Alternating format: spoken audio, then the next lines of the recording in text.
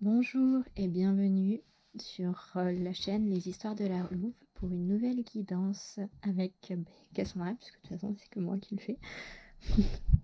Bref, j'espère que vous avez passé un bon week-end. Oui, je pense que je vais pas faire de vidéo en fait les lundis parce que je suis un peu vannée le dimanche pour les tournées, donc voilà. Ne m'envoyez pas. Si vous voulez, vous pouvez lire. En général, je le publie dans la journée du lundi ou le dimanche soir si j'ai la force. Sur mon compte Insta, Les Histoires de la Louve, je publie les guidances de la semaine. Bref, aujourd'hui, on se retrouve pour une guidance journalière pour le mardi 27 octobre 2020. Voilà, donc allez, ouais, let's go. On va y aller. Hop. Pour l'instant, on y va comme d'hab. Et on fait coucou à l'oracle du soleil. Bon, j'espère que votre week-end a été génial, que vous en avez bien profité, que vous avez quand même réussi à bien vous ressourcer, prendre soin de vous, de vos proches. Hop là. Allez, on va aller le questionner un peu. Quelles sont les énergies pour le mardi 27 octobre 2020, s'il te plaît?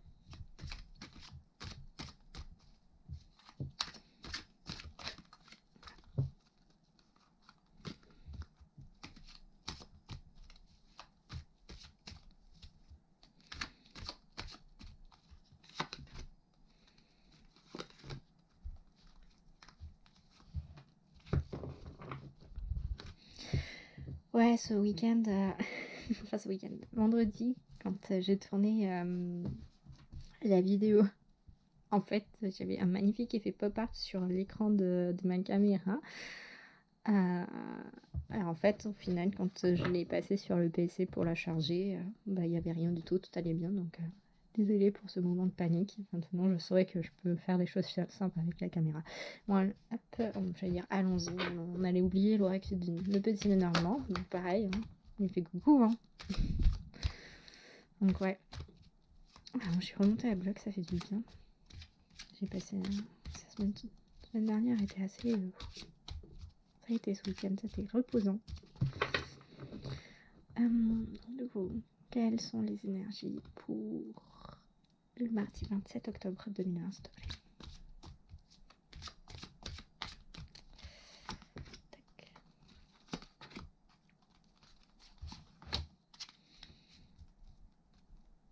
Hop, allons-y. Alors, nous avons l'isolement avec Saturne en Vierge. Nous avons la prudence avec Mercure en Vierge. Beaucoup de Vierge. Et nous avons l'optimisme avec la Lune en Sagittaire. Qu'avons-nous en dos de deck? Dos de deck, nous avons le statut avec Jupiter en Taureau. Ok. On a la Lune avec le petit Lenormand. On a les masques. On a le cœur. Et on a le bouquet. Ok. Une journée un peu compliquée demain. Excusez-moi. Un peu compliqué parce que avec la carte de l'isolement, ça va nous parler ici de peine, de souffrance. Bon, après, moi, à première vue, quand je vois ces deux protagonistes, pardon, j'ai l'impression qu'il y a un peu affaire à des drama queens, hein, ou des drama king, parce que ça fait tellement oh mon Dieu, non, j'ai fait encore une fois du ciment avec les pattes. Oh non, ma vie est fichue. Ça me donne un peu cette impression-là. C'est dramatique, c'est assez comique. Oui, je me fais des blagues parfois avec les cartes. Non, pour moi, ça me parle surtout d'une mise à l'écart un peu volontaire, ou en tout cas que vous cherchez peut-être du soutien et que vous avez une façon particulière de le demander. Ou tout simplement que si vous vous identifiez par rapport à cette carte, à cette personne-là, vous avez peut-être affaire à vous, autour de vous, à des personnes comme ça qui ont tendance un petit peu à se victimiser. Donc non, il ne faut pas sous-estimer la peine et la souffrance des personnes, mais parfois certaines personnes en abusent pour vous pomper toute votre énergie en parlant poliment.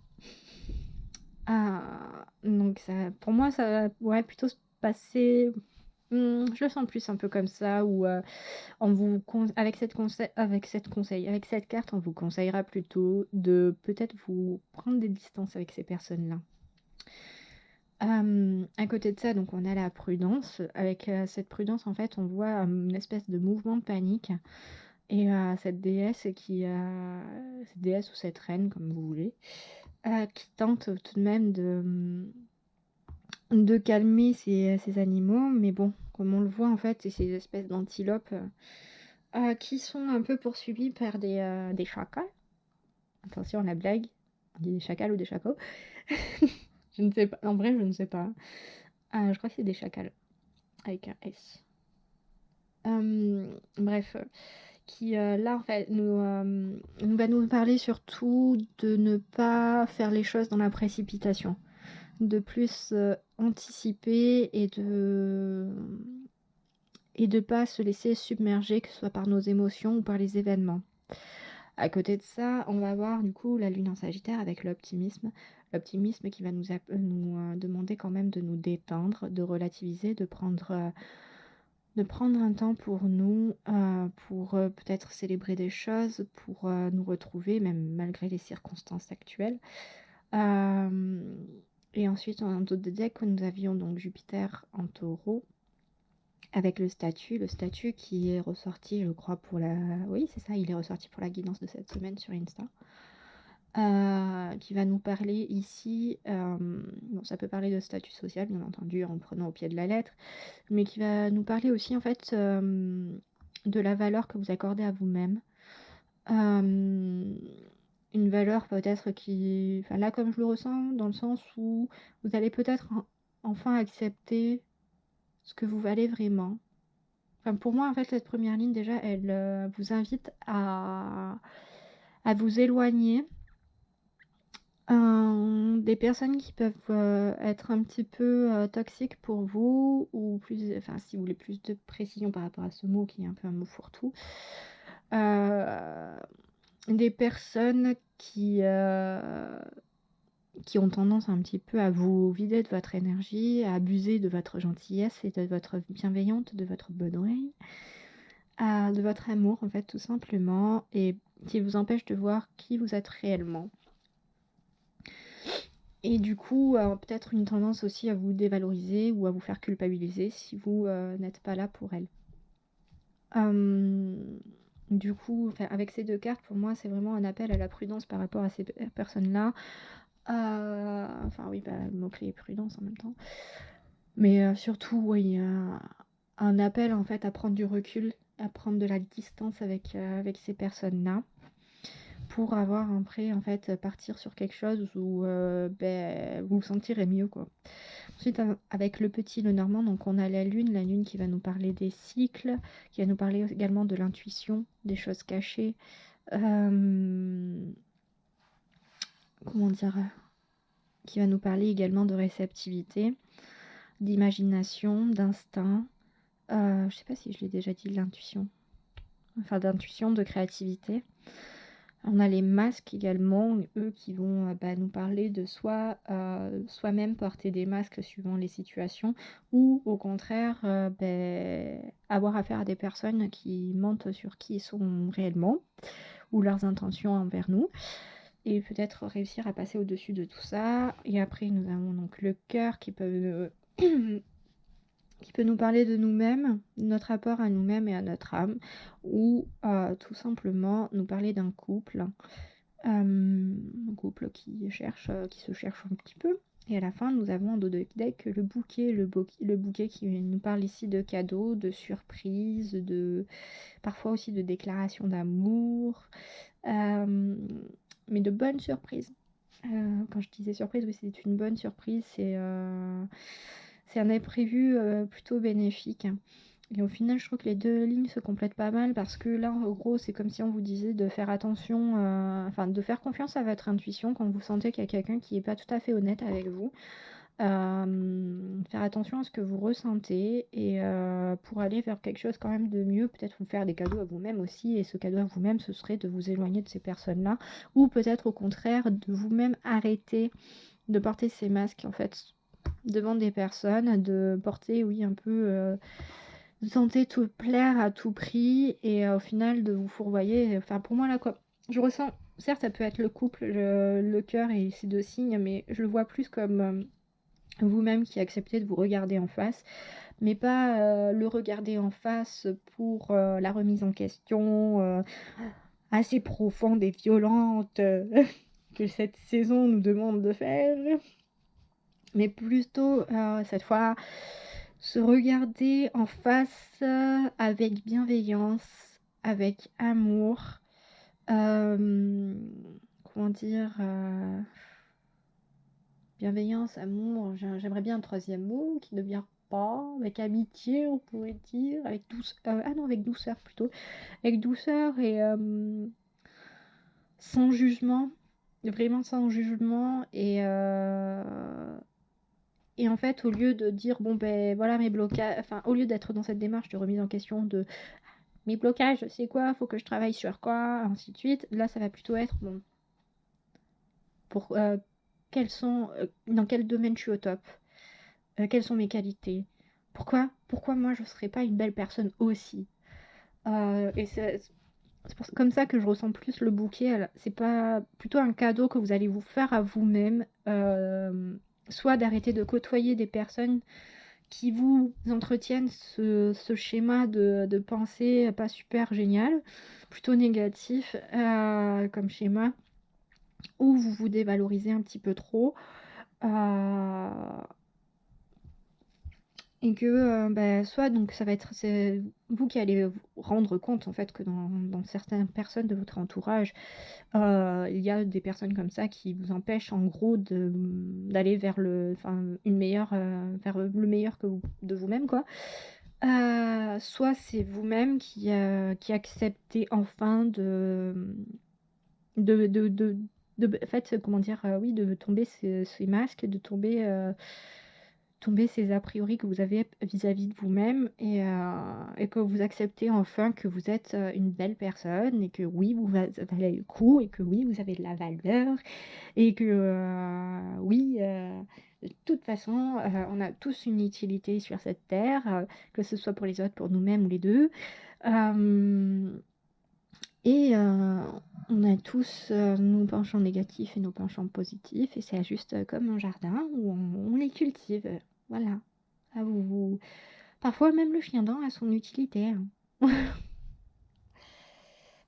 Bref. On n'est pas trop là. Mais là, c'est vraiment un appel, en gros, à soit vous détacher de pensées négatives et toxiques que vous avez par rapport à vous-même, soit de vous défaire de personnes qui vous mettent ces idées et ces pensées dans la tête, qui vous polluent, en fait. Là, c'est vraiment un appel à vous recentrer sur vous-même, ce que vous valez et ce que vous pouvez donner, ce qui vous fait du bien, ce qui vous nourrit, ce qui vous rend heureux, heureuse, épanoui, ce qui vous donne envie de vous lever le matin, ces choses-là, et de faire. Si vous voulez un exemple, moi là, ce matin, je me suis levée, ce que j'ai fait, l'une des premières choses après mon petit-déj, je suis allée dans ma penderie, j'ai fait, bon voilà, je fais enfin mon tri quoi. Enfin mon tri, j'ai viré les 2 tiers de mes fringues parce que je sais que je les porterai plus jamais. Donc autant qu'elles servent à quelqu'un d'autre. Voilà. C'est un peu le même principe, mais là, vis-à-vis de vous-même et peut-être des personnes dans votre entourage, peut-être les calmer, hein, c'est pas obligatoirement, vous n'êtes pas obligé de dire bon ben toi je veux plus te parler, je veux plus jamais te voir. Ça peut être, écoute, là, t'es dans un cycle négatif, t'es comment dire, tu es toujours j'ai le mot repeat, mais t'es toujours en train ouais, en mode répétition sur toujours les mêmes problématiques, en train de tourner, virer et tout ça. Et que soit tu te prends en main, soit tu... moi, je ne peux plus rester là et à t'écouter parce que ça me pourrit en fait. Voilà. Donc, c'est pas forcément tourner le dos à des gens, mais c'est mettre aussi les choses au clair par rapport à des personnes. ou tout simplement entre vous et vous-même, voilà. Et vous ferez un beau cadeau comme ça. Hop.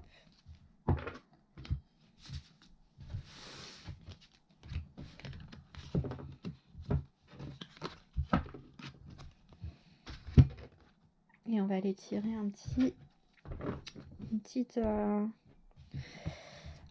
Oui, il n'y avait pas grand-chose de plus. Hein. Hop, on dit coucou à l'oracle et puis on va aller tirer une petite carte.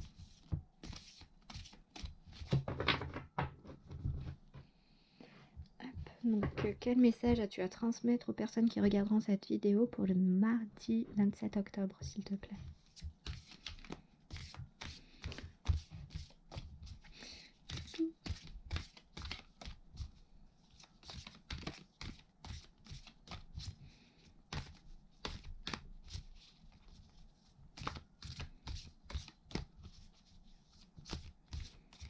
Hop, on va piocher.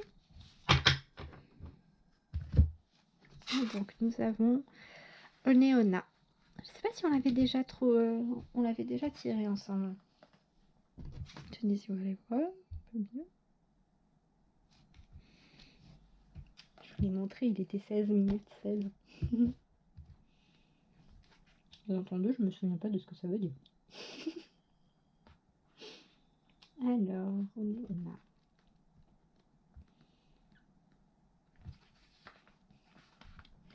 Ce spectre pourrait s'apparenter à une succube. Il s'agit du fantôme d'une femme dont les actes ne sont régis que par les sentiments qu'elle a pu ressentir pour son ancien amour. Elle hante les cimetières, les allées sombres et les ruelles mal éclairées.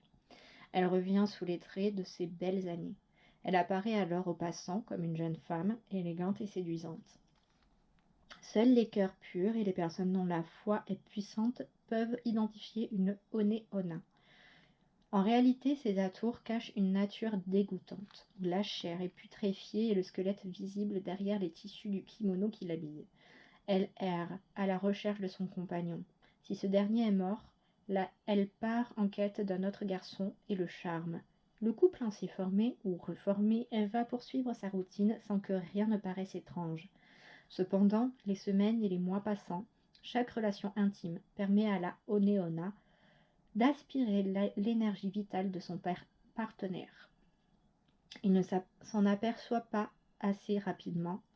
S'il ne s'en aperçoit pas assez rapidement ou si personne ne prévient la victime, celle-ci peut mourir et rejoindre Oneona dans sa sépulture éternelle. Cette carte est liée à l'énergie sexuelle. Méfiez-vous du ou des partenaires que vous invitez dans votre intimité. Gardez en tête que pendant l'acte d'amour, les flux énergétiques sont échangés, mêlés et transformés.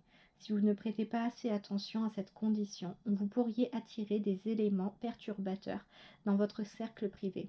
Ceci pourrait en prendre bien des formes: attaques psychiques, sensations d'énergie drainée, soucis de santé, obstacles dans la vie professionnelle. La personne avec qui vous évoluez dans le domaine intime a tendance à vous vampiriser. Il se peut qu'elle soit trop demandeuse ou qu'elle vous pousse à agir contre votre volonté à certains moments de l'acte. Sachez placer vos propres limites et les imposer si vous trouvez que le jeu va trop loin. Si vous craignez de perdre la personne en lui refusant ce qu'elle souhaite, et surtout si elle s'offusque de votre refus, entamez un dialogue. Si la conversation tourne court, c'est que la personne ne vous convient pas dans ce domaine. N'ayez pas honte de ne pas aimer les mêmes choses. Tout le monde n'a pas les mêmes goûts et personne n'a le droit de les imposer à qui que ce soit. Gardez votre identité dans cette relation, qu'elle soit seulement physique ou qu'elle implique également des sentiments. Prenez du recul et analysez le comportement de votre partenaire. Dans ces moments privés, les tabous sont facilement levés et la véritable nature se révèle. Vous saurez ainsi si vous êtes compatible psychologiquement, sentimentalement et ou sexuellement. Bon, un message quand même assez comment dire, orienté. Mais pour ça répond, enfin c'est vraiment en lien avec le tirage qui était un peu plus généraliste par rapport à ça, ou ça pouvait être également dans votre sphère proche avec des amis ou des membres de votre famille ou même des collègues de nature un petit peu toxique, donc ça rejoint un petit peu ça, dans le sens où vraiment protégez-vous et mettez de la distance ou marquez en fait. C'est ça, c'est vraiment marquer un arrêt dans tout ça. Donc voilà, je vous embrasse fort, je vous souhaite malgré tout une excellente journée pour demain. Vous êtes forts et fortes, vous allez pouvoir y arriver, vous en faites pas, gardez confiance en vous. N'oubliez pas que vous êtes des personnes géniales et que ne vous sous-estimez pas, surtout. Voilà, je vous embrasse fort et je vous fais des gros bisous. J'envoie des bisous dans l'air.